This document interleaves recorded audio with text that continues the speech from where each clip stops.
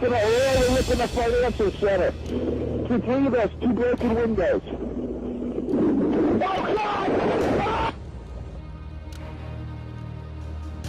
September 11, 2001 was a day of national tragedy and individual misery for countless people. Multiple criminal acts took place that day, which resulted in a massive increase in defense spending, a costly global war on terrorism, the creation of new federal agencies like the Department of Homeland Security and TSA, and the quick passage of the Patriot Act, which gave law enforcement agencies sweeping search and surveillance powers over U.S. citizens without a warrant.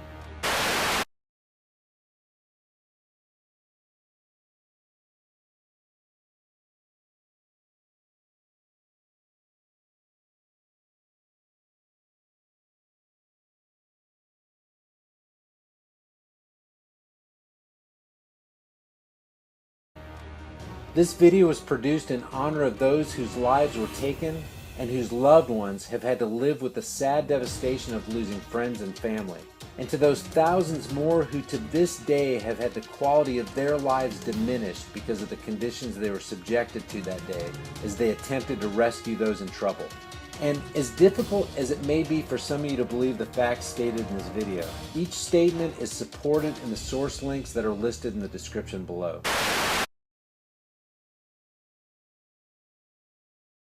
Please take the time to do your own research and draw your own conclusions.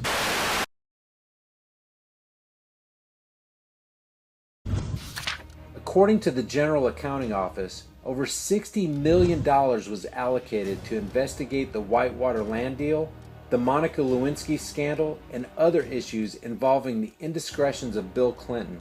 But a mere $15 million was the most officials could muster to investigate the highest profile mass murder on American soil the world has ever seen.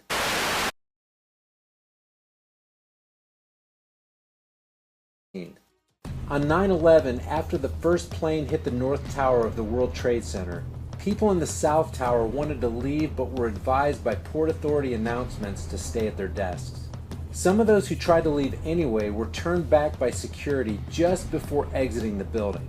1,120 people died in that tower.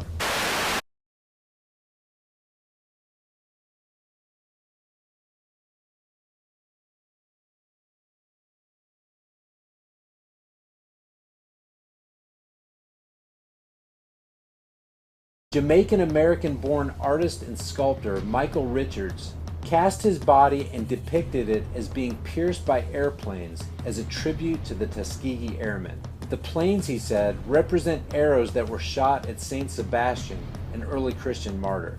Ironically, Richard died in his studio, which was on the 92nd floor of Tower 1 on September 11th.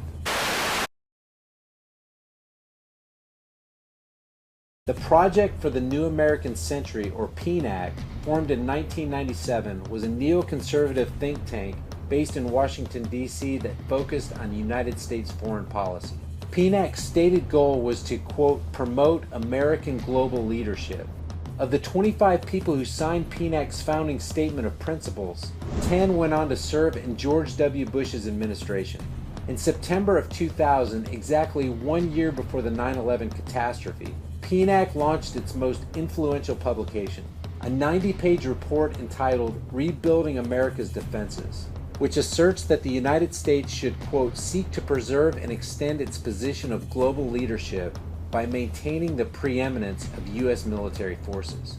They state that they need to exploit the revolution that is transforming technology and bring it into the military in order to, quote, preserve American military preeminence in the coming decades.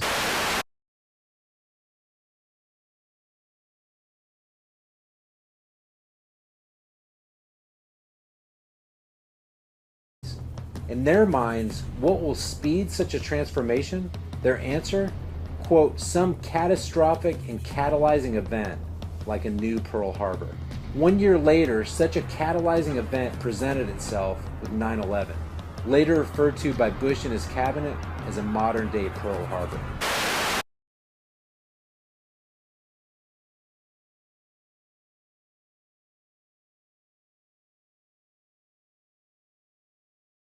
A small group of women called the Jersey Girls, who lost their husbands in the 9/11 attack, basically forced the Bush administration through public pressure to form a 9/11 commission, which was reluctantly charged with preparing, quote, a full and complete account of the circumstances surrounding the September 11th attacks.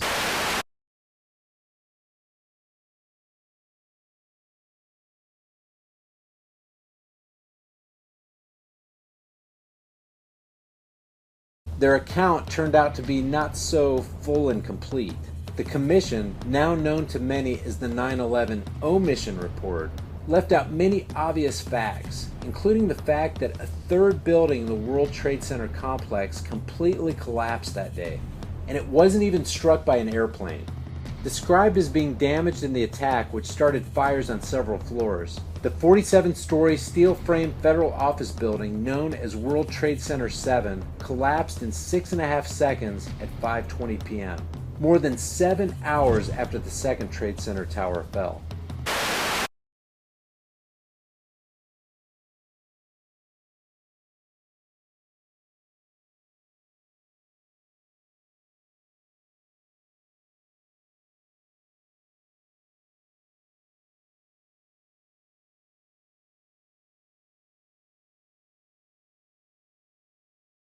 And speaking of Building 7, the BBC conducted a live report in which reporter Jane Stanley announced that World Trade 7 had collapsed.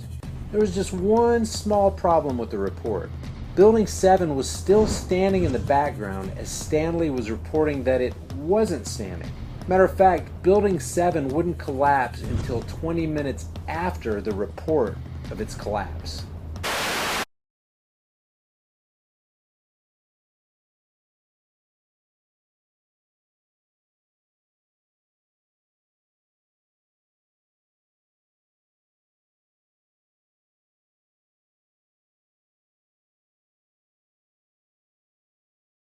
This is the Windsor Hotel in Madrid, Spain.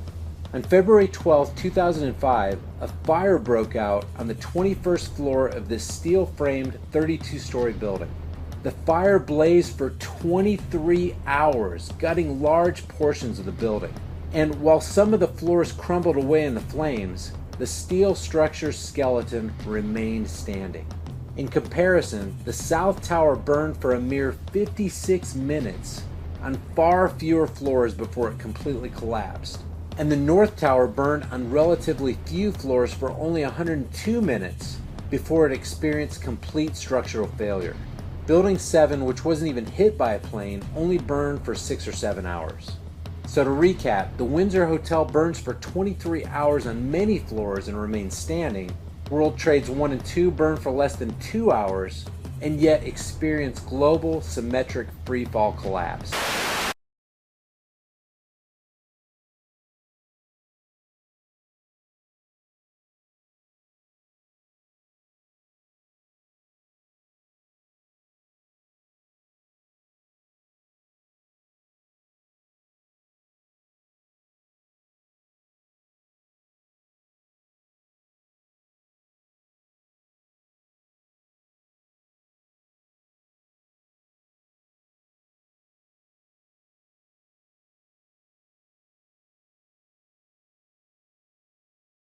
World Trade 7, by the way, was the largest CIA headquarters outside of Langley, Virginia, and housed offices involved in several large-scale federal investigations into massive stock market and accounting fraud.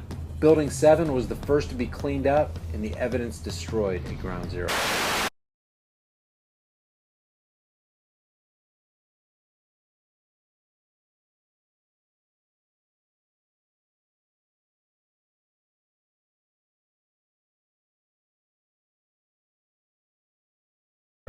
On July 24, 2001, just 49 days before the 9/11 attack, a guy named Larry Silverstein from Silverstein Properties put up $14 million of his own money to secure a $3.1 billion bid and acquired a 99-year lease on the World Trade Center from the Port Authority of New York. Despite not being the owner of the buildings, Larry was the sole beneficiary of the insurance indemnity payments of more than $7 billion for acts of terrorism. After a long legal battle with the insurance companies who covered the policy on the Trade Center complex, the court awarded Silverstein $4.55 billion.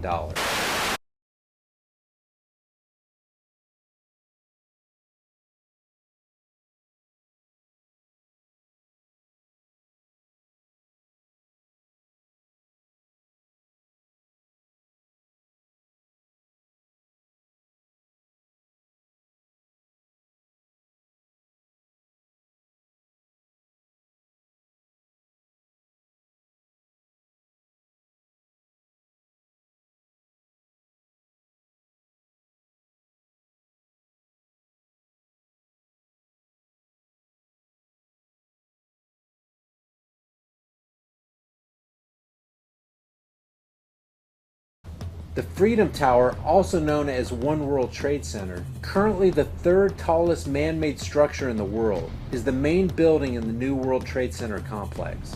Standing 1,776 feet tall, the skyscraper cost $3.9 billion to construct. Silverstein's insurance settlement contributed $1 billion to the project. The state of New York provided an additional $250 million, and the Port Authority agreed to give $1 billion, which would be obtained through the sale of bonds. The rest, as was suggested, could be collected through increasing New York City tolls.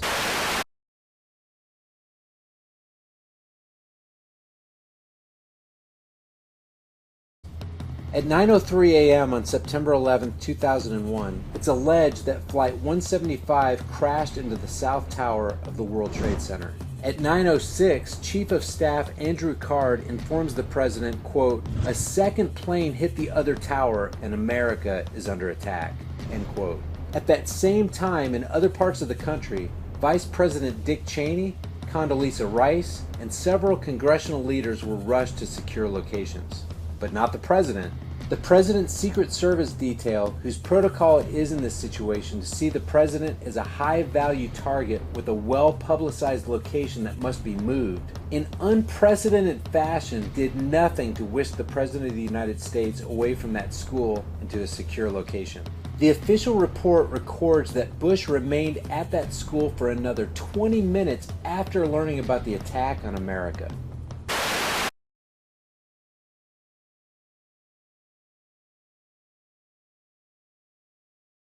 Speaking at a town hall meeting in Orlando, Florida, President Bush was asked by a child how he felt when he heard about the terrorist attack.